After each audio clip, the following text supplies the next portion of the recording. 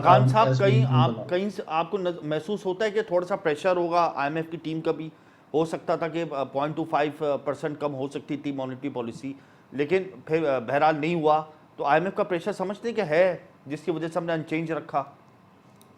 देखिए, आईएमएफ इन चीज़ों को मॉडल करता है और मॉडल करके आपको एक चीज़ पेश करता है कि उनके ख्याल में अगर इस वक्त हम इस तरह के उसमें हैं जो वेरिएबल्स मैंने आपको एक्सप्लेन किए हैं, और उनको अगर आप मॉडल करें तो हम क्या समझते हैं कि किस तरह का टाइटेंड मॉनेटरी पॉलिसी फ्रेमवर्क रखना चाहिए।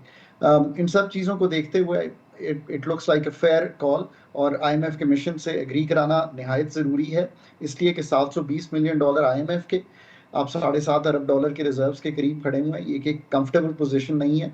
$720 मिलियन आईएमएफ के, बाकी रकूम जो आपको वर्ल्ड बैंक, एडीबी इससे जुड़ी हुई हैं, वो सब लेनी है ताकि आप इकोनॉमी को आगे लेकर चल सकें।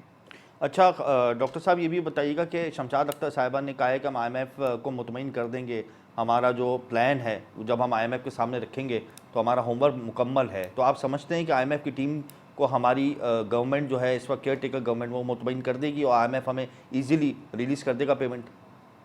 IMF is a quantitative based organisation.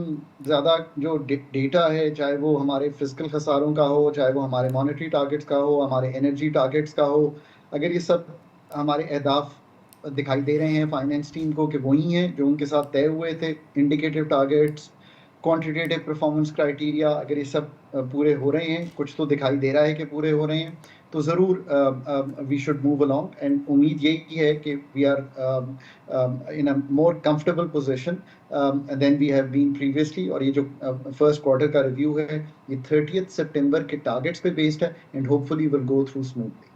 अच्छा, ये भी बताइएगा डॉक्टर साहब कि स्टेट बैंक ने कहा है अभी जो एलामिया जारी किया है मॉनेटरी पॉलिसी का, उसमें कहा है कि आने वाले दिनों में इन्फ्लेशन की फिगर्स काफ़ी हद तक हम कंट्रोल कर लेंगे, होते हुए देख रहे हैं कि डिक्रीज़ होंगे फिगर्स। लेकिन अगर गैस की कीमतों में इजाफा होता है, जो कि असम्बली मंजूर हो गई, आने वाले दिनों में मजीद बिजली की कीमतों में इजाफा होता है, तो इन्फ्लेशन तो मजीद बढ़ेगी। तो ये तो हमारे लिए चैलेंजेस तो हैं ना?